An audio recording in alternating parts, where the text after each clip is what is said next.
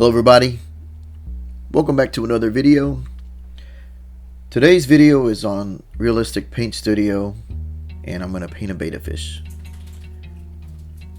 This program I purchased around New Year's and I really wanted to try it out on doing a more completed image.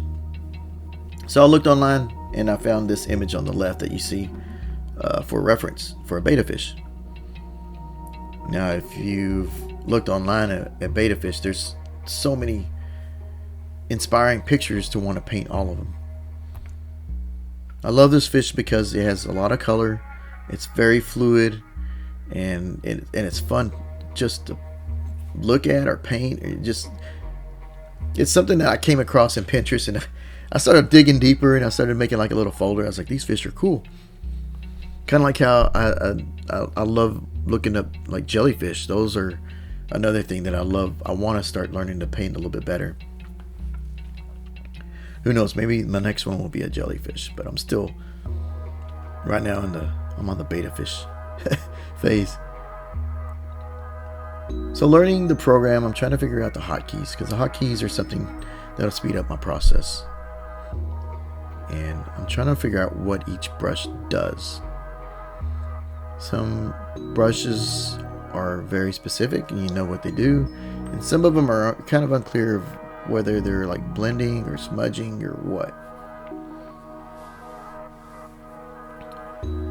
So blocking in the fish from the reference, the fins are a big part of it. Starting out with color, just kind of get an idea. Everything slowly starts blending together. And this little palette thing on the right, it was pretty cool, but then it stopped working halfway in painting this image, and so I quit using it and went back to the tubes. The program's still pretty new, so I understand there's bugs and sometimes things will stop working, just like any other program. But it didn't stop anything, it just changed the flow back to the tubes. But I like seeing this little palette.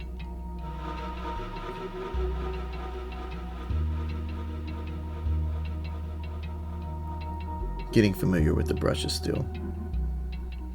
The next time I do an image in this program, I'll be a little more comfortable, given having done a full painting with it.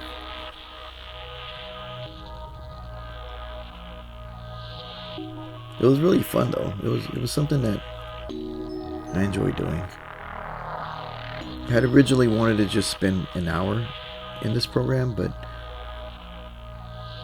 in painting this, it ended up coming close to 2 hours, and so I had to kind of speed it up along a little bit more. This video is sped up. I don't paint this fast, just in case you're curious. I didn't want a 2-hour video out there. Something you could have just sped up and watched a little bit quicker. So blocking in the highlights and getting the color. And I like starting with the black canvas. That was pretty fun. You can actually start with the color first. Putting in some blues from the reference.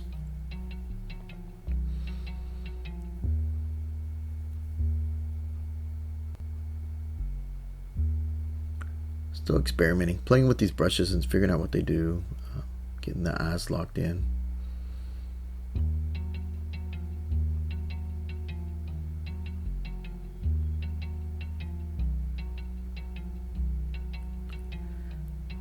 The little details that I'm putting in are just kind of getting me familiar with the brushes. It wasn't really meant to be like final right there. I was just trying to see what happens if I dab some paint. In the end, I end up blending it all the way.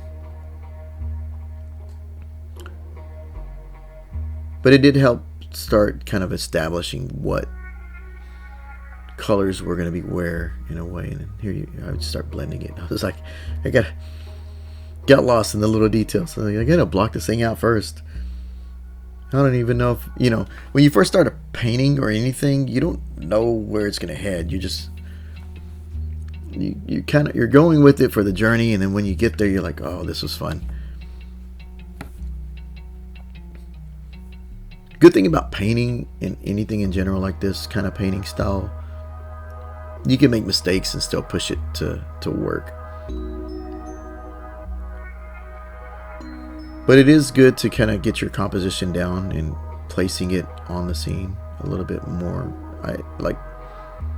Again, I really wish I could have pushed the fish a little lower, and I probably could have, but I didn't. I figured this is how I would have done it in real life. If I painted it on the canvas, unless I painted it back black, then it was going to be where it was. There was no turning back.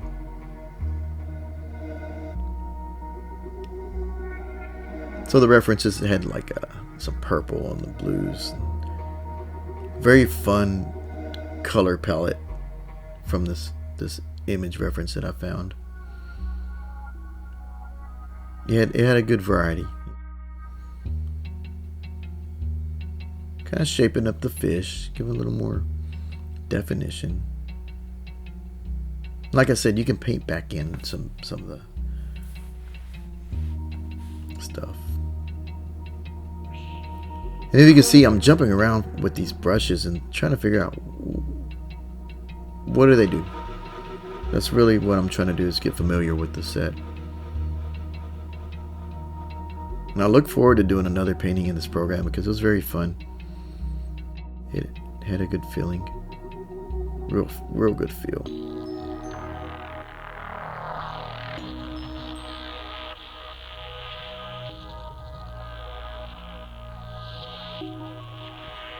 Getting those eyes locked in.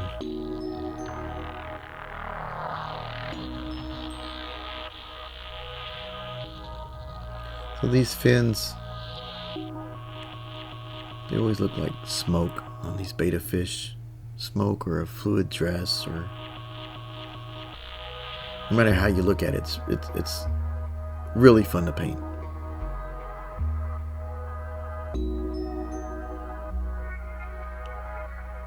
Kind of challenges your eye when you look at it. You want to see where everything flows. And that's what I did here. I was trying to look at the reference and I was like, alright, this is... Okay. It reminds me of drawing smoke or fire on this top fin. When you draw fire, you gotta have those peaks.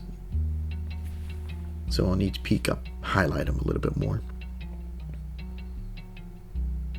And varying up the color. It was at a time where I would try to draw flames in like Photoshop or Procreate on the iPad. That was fun. It was a good exercise to look at something that I don't know, something about flames are pretty tricky and they're fun to paint. Once you start looking at them, you're like, man, there's so much going on in there. Just like these little fins, there's a lot going on. This little fish.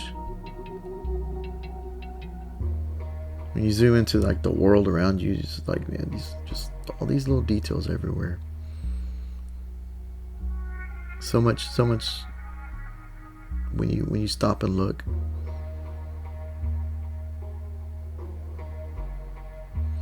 Painting in some highlights. These highlights kind of get blended back in, and I paint some heavier color back in. So now I got rid of a heavier color and just block it in this fin. I don't care that I'm gonna have to put orange or red. I just need it there. I need a base. I need to know where I'm going. I kind of got lost on that other fin, and I was just like, all right, let me get this kind of blocked in a little bit more.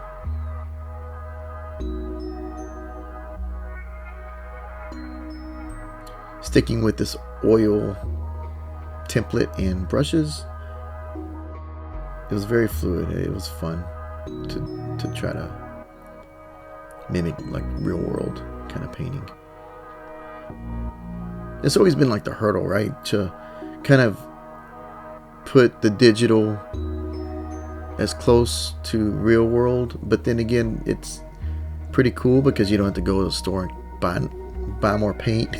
It's no mess to clean up. You just put your PC or whatever on standby if you gotta walk away.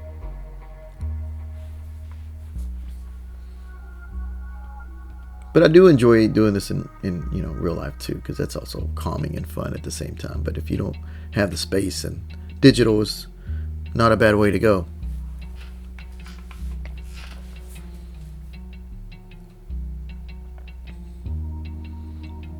So you can see this is a very loose painting right now.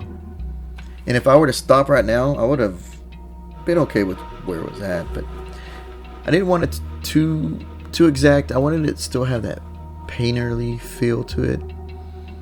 At the same time, I'm fighting the clock of not spending all day on this.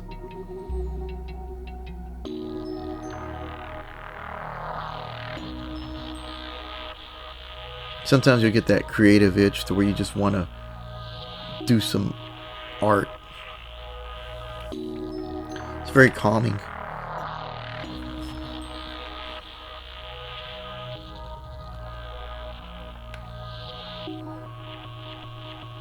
There's always something about when you create or make something like this or art.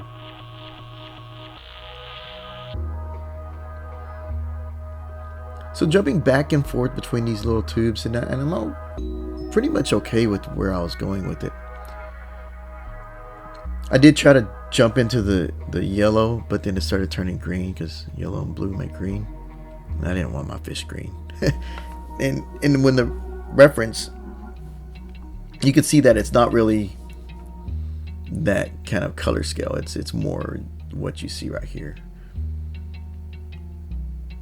So I tried to use this and it stopped working, like I said, and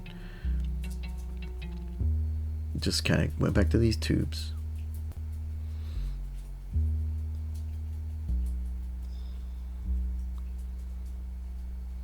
Little highlights here and there, getting that little fin going. Yeah. Highlight on the belly and highlight on the top, kind of round off the fish.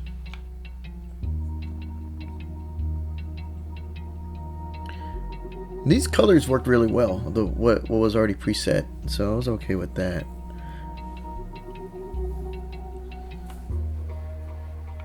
You can see some of these brushes had a little bit better texturing to them when you painted, that canvas feel to it.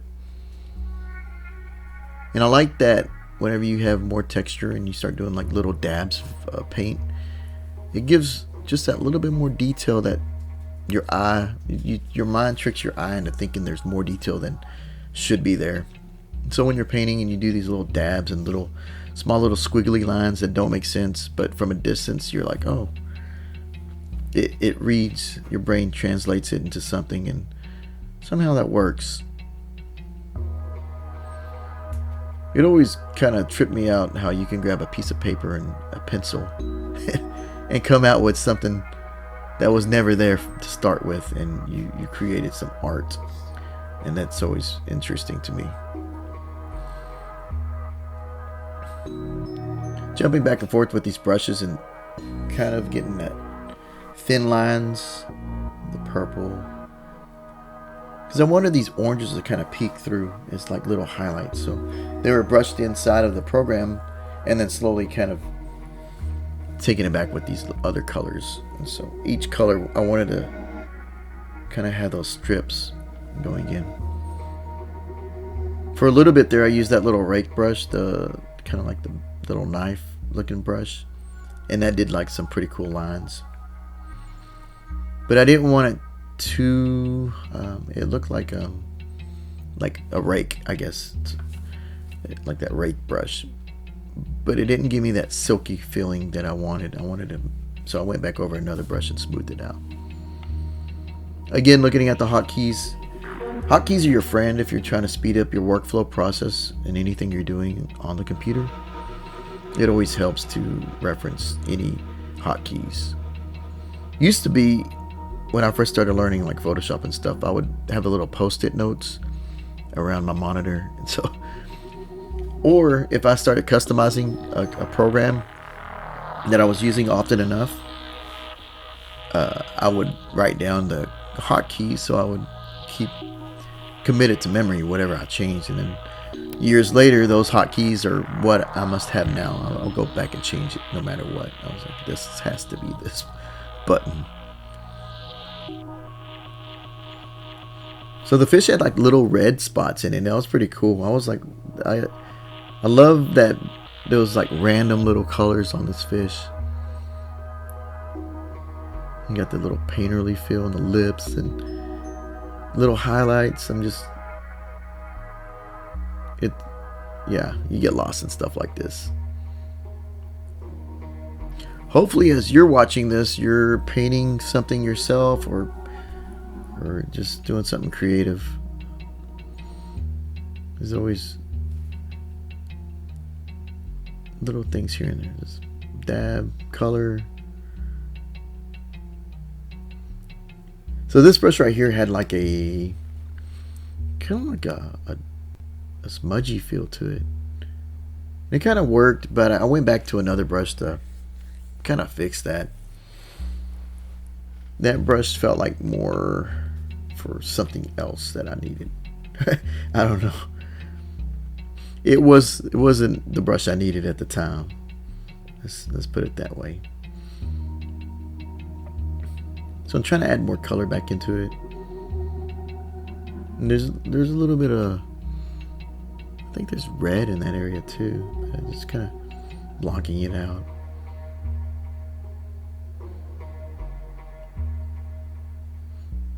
So trying to put these little scales, and I just randomly start doing little swoopies, circles to make it look like a scale when you zoom out. Hopefully that it reads that they're scales. If I had more time, yeah, I could probably have painted each individual scale. But for the time frame that I had, I made it real loose, and I wanted to be able to read from a distance. So sometimes, like I said, you can trick your mind into seeing what isn't there. Now this brush isn't really the ideal brush for the tail, but I go ahead and keep on. It doesn't hurt. I was going to paint over it again if I had to. This tool was actually really helpful. This had a good feeling. It felt very natural right here. Getting these little scales on the fish kind of make it feel like it's got millions of scales. And really it's just a trick of the eye or a trick of the brush.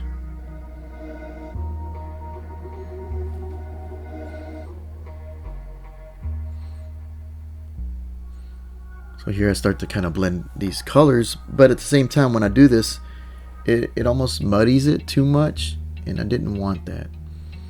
So I'm trying to find the right tool for this.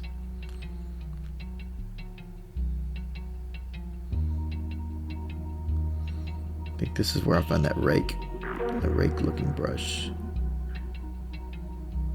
Yeah, and this is where I kind of try to get a little bit in there. I figured this tool would vary up the colors a little bit more, but it too started muddying up the paints. But I went with it just to see what it does, and why not, right? Then I back out. I'm like, what have I done? So back to kind of square one, just blocking back in the color again. But that's the fun part, just kind of learning, building it back up. Ideally, those brushes should have probably been around the first brushes to kind of smudge everything, but it's all good. Doesn't matter. It was as long as you're having fun. That's the way I look at it. If you're having fun, it doesn't really matter.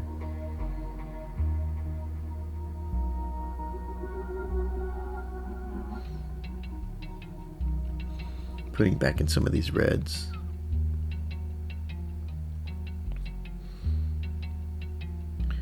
Little blue highlights. So looking at it, trying to get those peaks. The peaks were kind of like the lighter part of the fin. Just kind of going back and forth with it. And honestly, you could probably spend all day just painting this fish. there's so much going on, and it's one of those paintings or even one of those references that, yeah, you could get sucked into this easy. Blending up this top fin. I'm trying to get that depth to where it's foreground and background fin.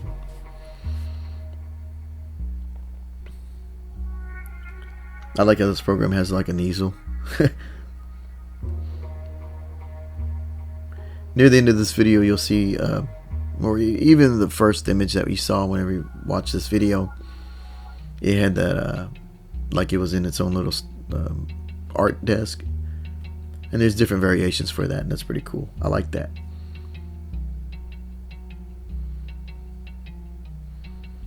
So starting to push a little bit more dark shadow and blending between the highlights and the dark areas. And something I probably should have pushed a little bit more near the end, but for this exercise, it was probably just alright. Now this program, they had a trial for it, and I think when I used it for the trial, it was like 20 minutes or 15 minutes, and you could just try it out and see if you liked it. It was like one pack of brushes that you did have to pay for, but I went ahead and purchased that too. At the time, I think it was like $15 or $20 to get all of it. I think the total was around 20 when you had that brush pack. And then you add tax. So blending on this, you can see that brush is like, it's pretty cool. It's making those fins pop a little bit more and making them look like it's, in there. Again, if I'd kind of redid this, I would have pushed the fish lower and made the fins a little bit longer. So I'm going back overall, just kind of fixing some stuff. Learning that the hotkey is Alt and samples a color, and you can use that to kind of jump back and forth without going back to the little tubes.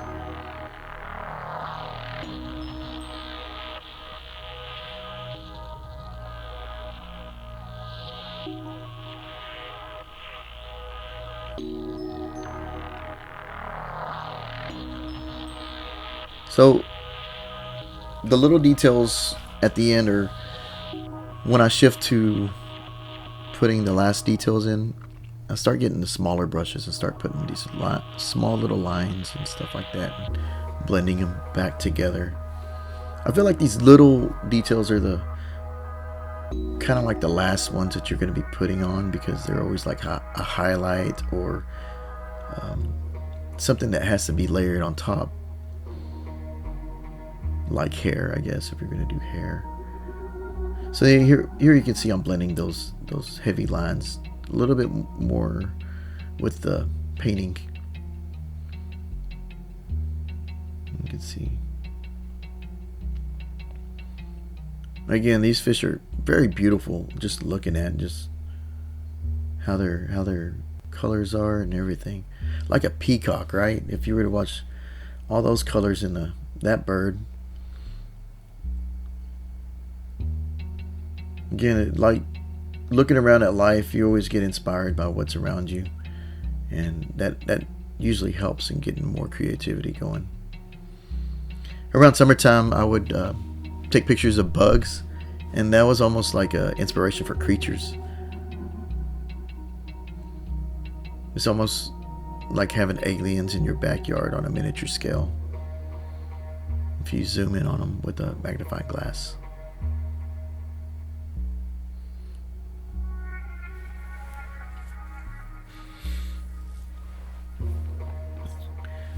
So we're nearing the 25-minute mark on this. The video is about 30 minutes long, and so that means we're getting pretty close to what I end up with as a final image for this. Unless years later or a month later I come back to this image, I'm like, I want to paint some more and do some adjustments, because that can happen too. Because as you learn as you grow older and learn new techniques, you'll go back to older pieces, and you're just like, man, let me just draw a little bit more on this. But hopefully this helps. If you like painting or digitally painting, kind of give you an idea of what you can do.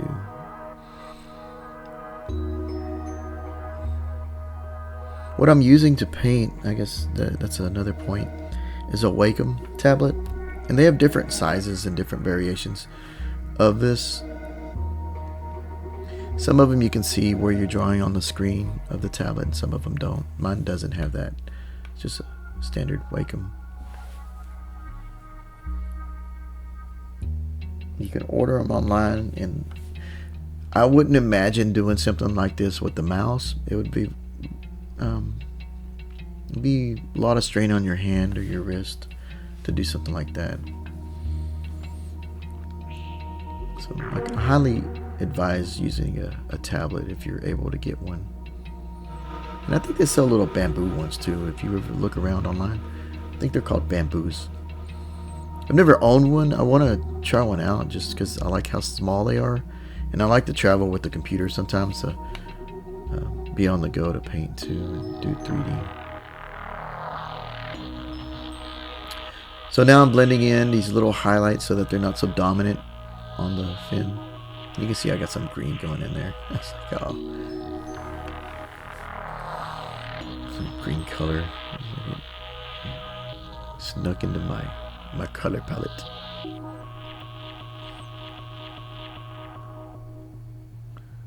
Just smudging of the colors and blending back and forth.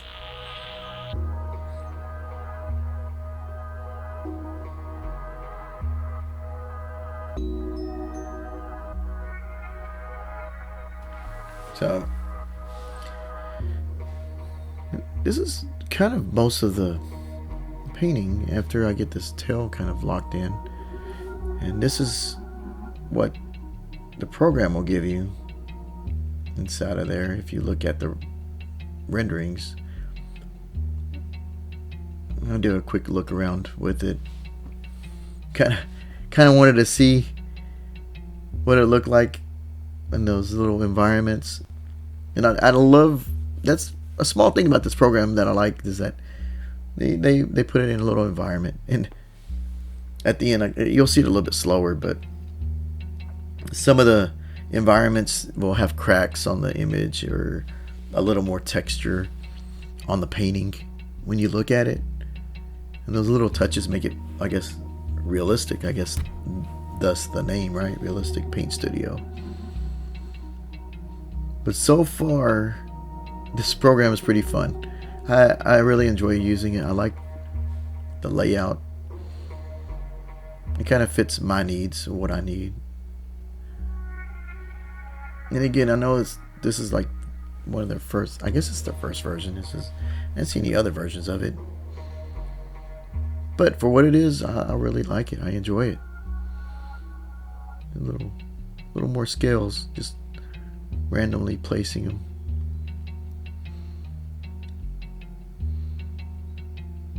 It's that thick paint that you can see on there, just like boom.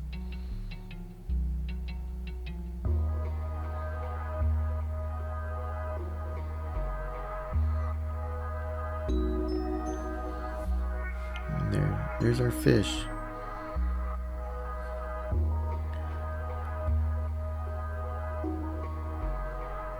And again, I could probably have painted on this picture all day. There's so much in here that, yeah. But for this short exercise, I just wanted to get something on the digital canvas to get it out and kind of get that creative flow going.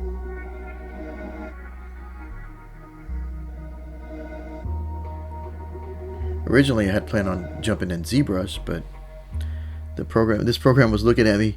I was like, "All right, program, I'm gonna open you up because I haven't really had a chance." So the paint in here is fully like this.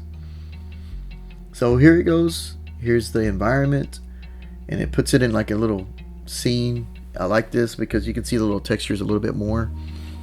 Puts it in a little museum, make it look from a different angle. You're like, oh, that's pretty cool.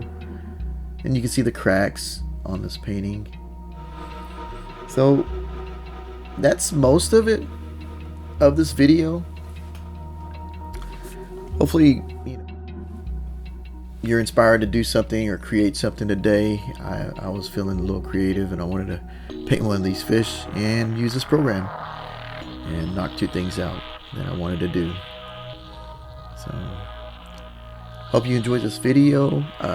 Please check out the other videos that I posted on this channel, and yeah, leave a comment if you get to try out this program and tell me what you think, or if you find anything new that I didn't point out on here. So thanks for watching.